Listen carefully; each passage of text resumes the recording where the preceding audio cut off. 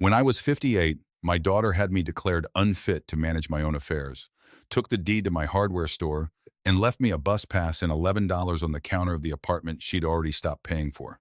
18 years later, my granddaughter found my name on a patent filing while researching a paper for law school and called me sobbing at midnight. Within a day, I had 43 messages from the daughter who told a judge I couldn't be trusted to sign my own checks. Before I get into it, tell me in the comments where you're watching from tonight. And if you've ever had someone you raised look you in the eye and lie, hit like and subscribe, because you already know how this story ends before I tell it. The porch light outside my study had burned out 3 weeks ago, and I still hadn't replaced it. I liked the dark. I liked the way it made the glow of my phone the only thing in the room.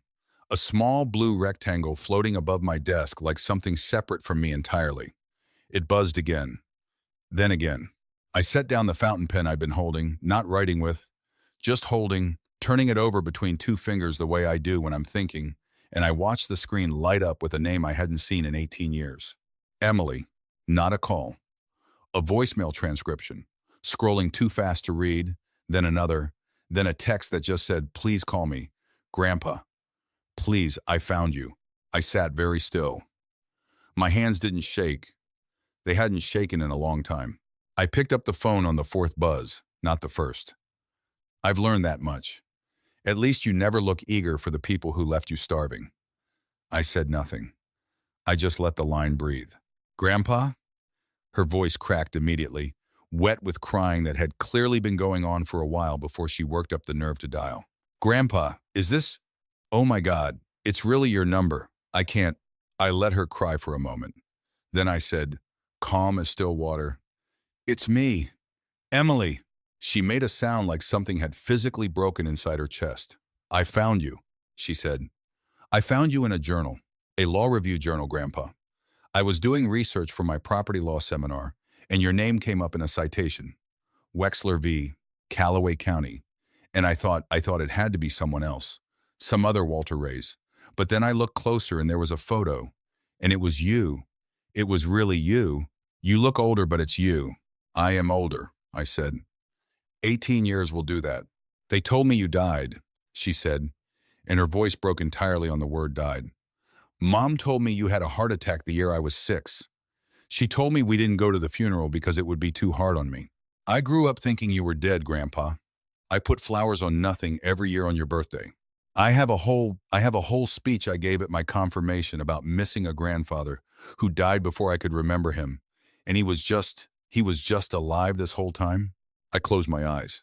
Outside my window, 41 floors down, the city was doing what it always does at this hour, glittering and indifferent. "Your mother," I said slowly, "has always been a gifted liar. It's the one thing she was better at than her brother." "I don't understand," Emily said. "I don't understand any of this. Where have you been?" "Building something," I said. It took a while. There was a silence, and in it I could hear her breathing change. Hear the exact moment the shock started curdling into something else. The beginning of anger, maybe, or the beginning of understanding. "The journal citation," she said slowly. "It called you the founder of Reyes Fastening Systems. Grandpa, that's a huge company. I looked it up while I was on hold with information trying to get your number. You hold like 40 patents. There's a whole Wikipedia page. It says you're worth—" "I know what it says," I said quietly. "Grandpa, what happened to you?" I opened my mouth to answer her, and that was when I heard it, the unmistakable sound of a door slamming somewhere on her end. A voice rising in the background, sharp and panicked and instantly, sickeningly familiar even after 18 years. Because some voices you never forget, no matter how hard you try. "Give me the phone, Emily. Give me the phone right now." The line fumbled. There was a scrape, a gasp, and then a new voice took over, breathless in a way that was trying very hard to sound like joy and landing somewhere much closer to panic. "Dad? Dad, is that? Oh my God, Dad, it's you. It's really you. Rachel, my daughter. 46 years old now?" Though in my head she was still frozen at the age she was the last time I saw her standing in the doorway of the apartment I'd been reduced to after she and her brother finished dismantling my life, watching a moving truck take away the last of my furniture, saying, "This is for your own good, Dad. You can't be trusted with money anymore," while behind her on the kitchen counter sat an envelope with $11 and a bus pass, and a note in her handwriting that read, simply, "You'll manage." I felt nothing. That's the part people never believe when I tell it. Not rage, not grief, just a vast, glassy calm, the particular stillness of a man who has already done all his crying 18 years ago and has none left to spend. "Rachel," I said. "Dad, we have been looking for you," she said, the words tumbling out too fast, too rehearsed already, even in shock. "For years. Years, Dad. I never stopped thinking about you. I want you to know that, whatever you heard, whatever anyone told you, nobody told me anything," I said. "I was there. I remember it perfectly." A pause, brief and telling. Then, "Dad, listen, I know things got complicated back then, and I know we all said things, but that's the past. That's not who we are now. And Emily finding you like this, it's a sign. Dad, it's fate. It's the universe giving our family a second chance." "Is your brother there?" I said. Not a question. I already knew the answer. Another pause, and I could hear it happening on the other end, the frantic mouthing of words, the hand cupped over the receiver, the negotiation of who speaks next in a con that's still assembling itself in real time. Then a third voice, older, heavier, thickened by years and whiskey and whatever else had happened to him since I'd last heard it. "Dad!" Marcus. My son. The one who'd sat across from me at my own kitchen table with a stack of papers and a lawyer he'd hired behind my back and told me, gently, so gently, that it would be easier for everyone if I just signed, that fighting it would only make me look worse in front of the judge, that this was what love looked like, sometimes taking the keys away from someone before they hurt themselves.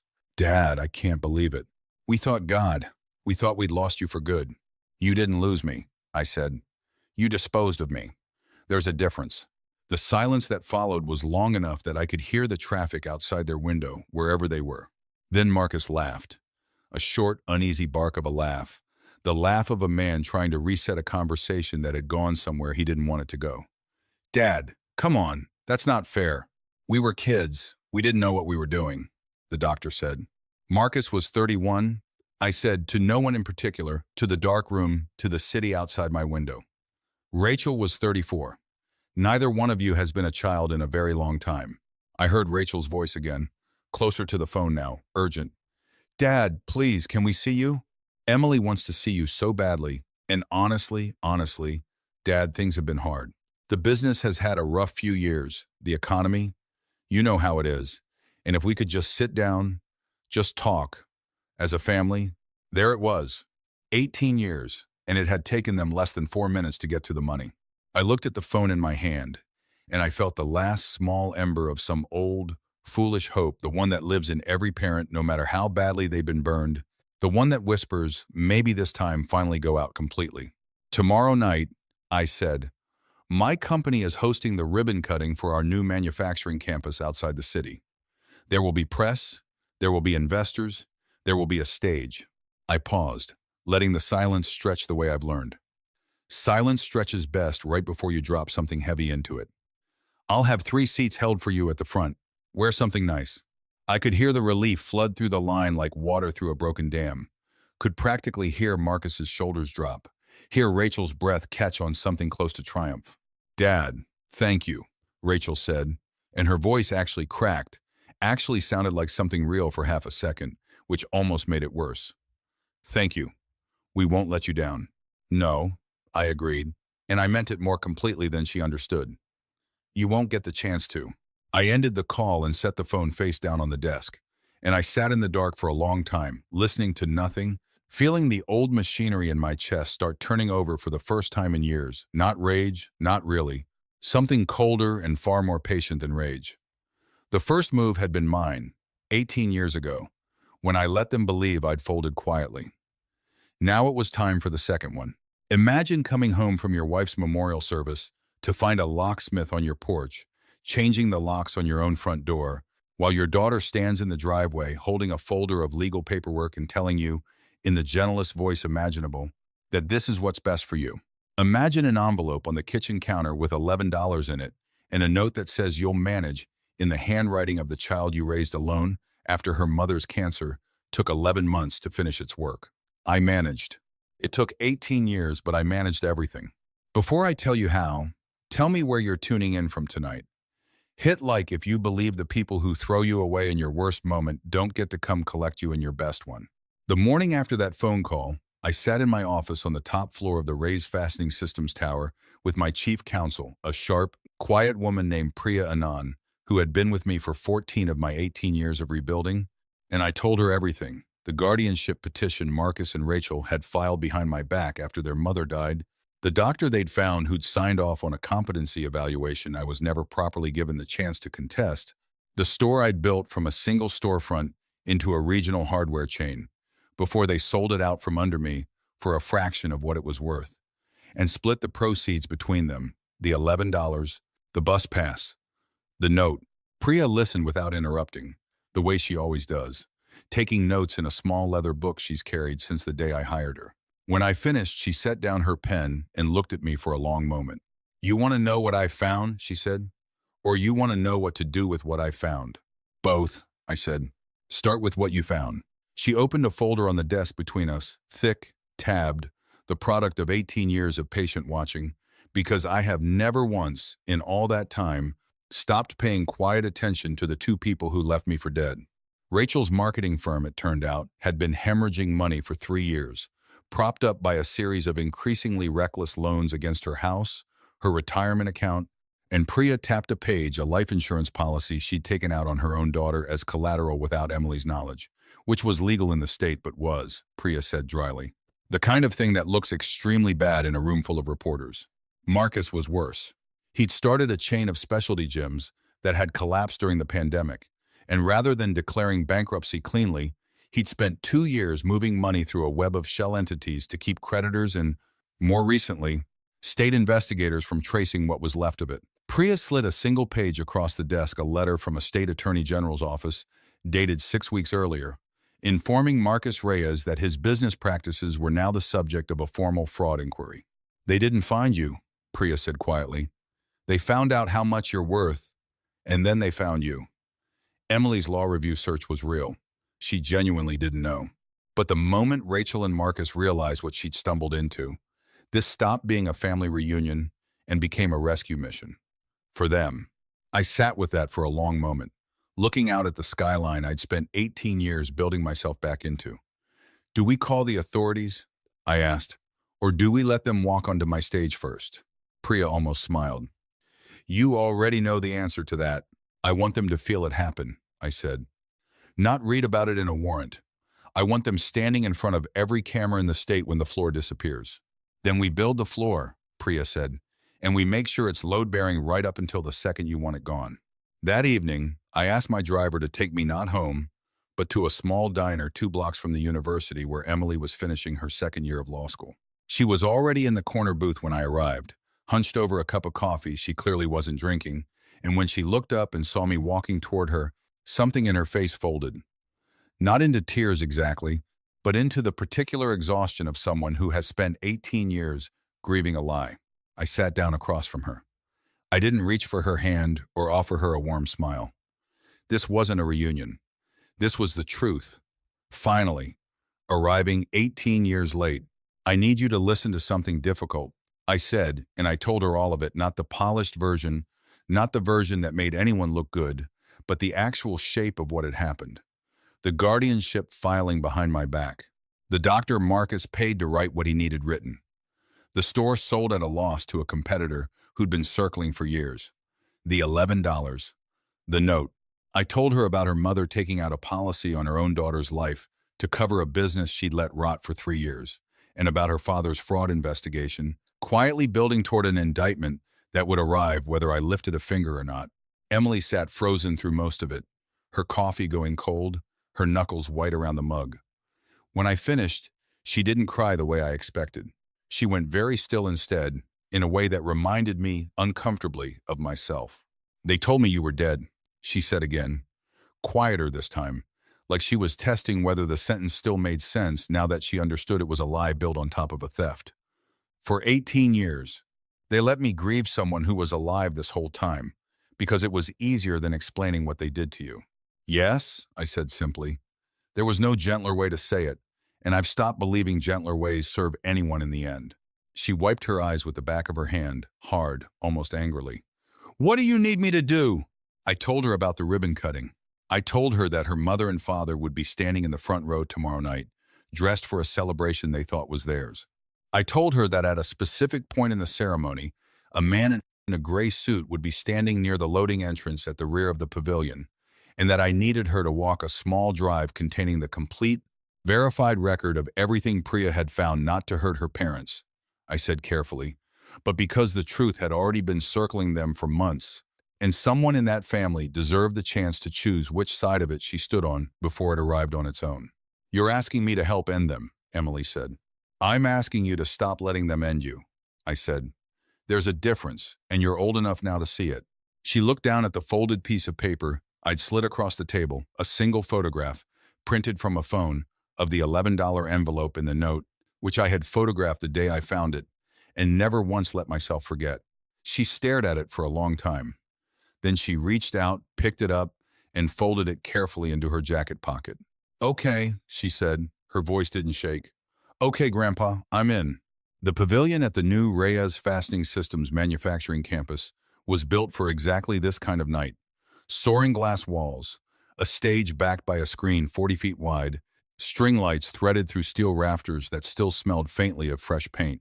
300 chairs faced the stage, filled by investors, local officials, journalists from 3 regional business outlets, and 1 national trade publication that had flown someone in specifically to cover what they were calling, in their advance copy, the Quiet Titan's rare public appearance.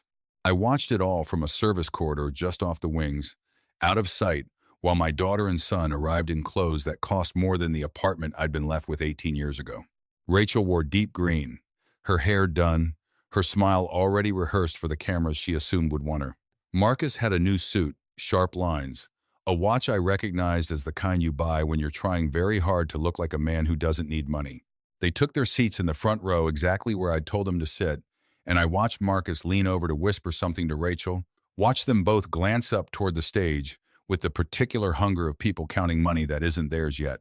Emily sat 3 seats down from them, alone, her spine straight, a small silver drive tucked in her jacket pocket, waiting. I stepped onto the stage to applause that felt, for once, entirely beside the point. I talked for a while about the company, real things, true things. 18 years of decisions that had turned a man with $11 and a bus pass into someone the trade papers called a titan. I watched Marcus nod along in the front row like a man rehearsing his gratitude for a gift he assumed was already his. I watched Rachel's smile widen with every sentence about growth, about expansion, about legacy. Legacy, I repeated, letting the words sit in the air a moment. People assume legacy means what you hand down. I used to think that too, before I learned better. Legacy is what you refuse to hand down, just as much as what you do. I saw the first flicker of confusion cross Marcus's face. 18 years ago, I said, I lost my home, my business, and my family in the space of about 6 weeks. Not to illness, not to bad luck. I lost them because 2 of the people I loved most in this world decided it would be easier to have me declared incompetent than to ask me for help honestly. They took my store. They took my house. They left me $11 and a note on my kitchen counter that told me I'd manage. The room had gone very still. Rachel's smile hadn't moved yet, but it had stopped meaning anything. I want to be clear, I said, that this isn't a story about revenge. I don't believe in revenge. I believe in consequences, which is a very different thing. And tonight I'm here to announce the creation of the $11 Foundation. I let that land, watched Rachel's face drain of color, as the specific number registered, a legal aid initiative dedicated entirely to protecting older Americans from guardianship, abuse, and financial exploitation by their own families. Every dollar of my personal fortune, effective as of tonight, is being transferred into its endowment. There will be no exceptions made for bloodline. Marcus stood up so fast his chair scraped backward against the floor with a shriek that echoed through the glass pavilion. Dad, what is this? He said, his voice too loud, cracking at the edges. This is a joke, right? This is some kind of dad. We're your family. You were, I said, calm, unhurried, the words landing like something final. Family doesn't forge a doctor's signature. Family doesn't sell your father a house while he's still grieving his wife. Family doesn't leave $11 on a counter and call it mercy. Rachel was on her feet now, too, her rehearsed smile gone entirely, replaced by something raw and frightened. "You don't understand what it was like," she said, loud enough for the front 3 rows to hear clearly. "You were falling apart, Dad. You weren't safe. We did what we thought was—" "I was grieving," I said. "There's a difference between falling apart and grieving, Rachel, and you knew it then. You know it now." I nodded once toward the control booth at the back of the pavilion, and the screen behind me changed not a company logo anymore, but a single high-resolution photograph, blown up 40 feet wide, a crumpled $11 billfold and a single bus pass, resting on a scrap of kitchen counter, beside a note in handwriting that hundreds of strangers in that room had never seen, but that Rachel would recognize instantly as her own. A gasp rippled through the audience, followed by the low, urgent murmur of journalists reaching for their phones. "I want everyone in this room to look closely," I said, my voice carrying clean across the stunned silence. "This is what my daughter left me the week I buried my wife. This is the entire foundation this company was built on top of. I did not run from anything. I was thrown away, and I built myself back up from exactly this." Marcus lunged toward the edge of the stage, his face contorted, spit flying with the force of his shout. "You have no right," he bellowed.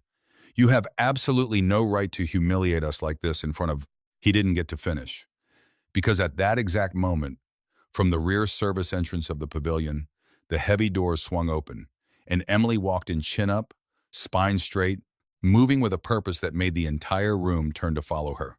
"Emily, go back to your seat," Rachel snapped, panic sharpening her voice into something ugly. "This isn't, sweetheart. This isn't the time." Emily didn't stop walking. She reached the edge of the stage, stepped past the small velvet rope without hesitation, and turned to face the crowd, 300 strangers, cameras, her own parents standing frozen 6 feet away. "My name is Emily Reyes," she said, and her voice, though it shook slightly, carried across the entire pavilion. "I found my grandfather 3 days ago because I was doing research for a class. I spent my whole life thinking he was dead, because that's what my mother told me. It was a lie. He was alive this entire time, and my parents let me believe he died so I would never ask what they did to him." She turned, briefly, to look at Rachel, and something in her face, grief maybe, or the last thread of a hope finally snapping, made Rachel flinch physically, as if struck. "You told me he was dead so I wouldn't find out you stole from him." Marcus grabbed for her arm, hissing her name, and I stepped forward without thinking, without deciding to, the way you move when the reflex is older than the decision, and put myself, once again, between my son and someone he had no right to touch. "Don't," I said, low, final, and something in my voice made him stop cold. The lead investigator from the state attorney general's office, the man in the gray suit standing quietly near the loading doors all evening, who Emily had found exactly as instructed and handed the drive to 20 minutes before I ever took the stage, stepped forward now, flanked by 2 uniformed officers, his credentials already raised. "Marcus Reyes," he said, his voice calm and utterly without theater. "We need to speak with you regarding an active fraud investigation into Cascade Fitness Holdings." The color left Marcus's face entirely. Rachel didn't wait to be approached. She turned and bolted for the side exit, heels catching on the polished floor, and made it exactly 4 steps before a second officer intercepted her, gently but firmly, asking her to please stay where she was. She spun back toward the stage, toward me, mascara already streaking, and screamed the thing I'd been waiting 18 years to hear her finally admit to a room full of witnesses. "We didn't know what else to do. You were going to lose everything anyway. We were trying to save what we could before you lost it all." "I never lost anything," I said quietly, "until you decided to take it." The pavilion had become chaos, reporters shouting questions, investors backing away in a widening circle, Marcus being read his rights near the edge of the stage, while Rachel sobbed into the shoulder of an officer who clearly hadn't expected to be doing grief counseling that night. I stood very still in the middle of it, and for the first time in 18 years, I let myself feel something other than the cold, patient calm that had carried me this far. It wasn't triumph. It was something quieter. It felt almost like relief. Emily found me afterward on the loading dock behind the pavilion, where I'd gone to breathe air that didn't smell like flashbulbs and panic. She stood beside me for a long moment without speaking, watching the last of the police cars pull away with her parents inside them. "Are you going to be okay?" I asked her. She let out a short, exhausted laugh that had no humor in it at all. I don't know what okay looks like right now. I have a law school apartment I can't afford without my mother's help, which apparently doesn't exist anymore. I have a father who's about to be indicted. I have a grandfather I thought was dead a week ago. She looked at me, eyes red-rimmed but steady. I have nothing. You have a law degree in progress, I said, and you have a spine, which is more than either of your parents managed to hold on to. That's not nothing. That's a foundation. She was quiet for a moment. Then, carefully, the way you test the strength of ice before stepping onto it. Are you going to help me? With school, I mean. With everything. I turned to face her fully. Not the way you think, I said. I'm not going to pay your rent. I'm not going to hand you a check and let you go back to sleep at night believing money solves what your parents broke. I watched what happens when you make it too easy for someone to be comfortable. It turns them into your mother and father. I won't do that to you. Her face fell, just slightly, before I continued. What I will do, I said, is offer you a paid clerkship at the $11 foundation, 20 hours a week, starting the day you're ready. Real work. Filing cases for people exactly like I used to be people who trusted the wrong family member with a signature. You'll earn every dollar you make, and it will be enough to live on if you're careful, and it will mean something a check from me never could. Emily looked at me for a long moment, and something in her face steadied, settled, took root. Okay, she said. I'll take the clerkship. Good, I said. Bring a pen tomorrow. There's paperwork. 6 months later, I sat in the third row of a state courthouse and watched my son plead guilty to 2 counts of securities fraud in exchange for a reduced sentence of 7 years. And I watched my daughter, 2 weeks after that, accept a plea deal of her own for insurance fraud and elder financial exploitation that would keep her out of prison but under supervised probation for the next decade, along with a court order requiring her to personally repay every dollar the guardianship petition had drained from accounts that were never legally hers to touch. Neither of them looked at me during either hearing. I didn't need them to. I visited Marcus once, 4 months into his sentence, because Emily asked me to, and because I've learned that closure isn't something you owe someone, it's something you sometimes choose to give anyway, on your own terms, for your own reasons. He looked smaller behind the glass than I remembered him looking anywhere, ever, he asked, eventually, in a voice stripped of all its old confidence. If I could put a little money in his commissary account, just enough for decent coffee, he said. You have so much, Dad, it would mean nothing to you. I reached into my coat pocket and slid $11 through the slot at the bottom of the glass, folded neatly, along with a single bus pass I'd kept, unused, in a drawer for 18 years for exactly this purpose. Why? He asked, staring down at it, his voice barely a whisper. Because that's exactly what you left me, I said. I told you I'd manage. I did. Now it's your turn to figure out the same thing. I didn't wait for him to respond. I stood, buttoned my jacket, and walked out without looking back. And for the first time since the locks changed on my own front door 18 years earlier, I felt the last thread connecting me to the son I used to have finally cleanly sever. 2 years passed the way good years do, quietly, steadily, without needing to announce themselves. I sat in the front row of a law school auditorium on a bright spring morning and watched my granddaughter walk across a stage to accept a diploma she had earned entirely on her own, 20 hours a week at the foundation, and a full course load carrying her the whole way, no help from anyone but her own stubborn will. When they called her name to deliver a few words as the top of her graduating class, she didn't talk about her parents, didn't mention the trial or the headlines that had followed our family for the better part of a year.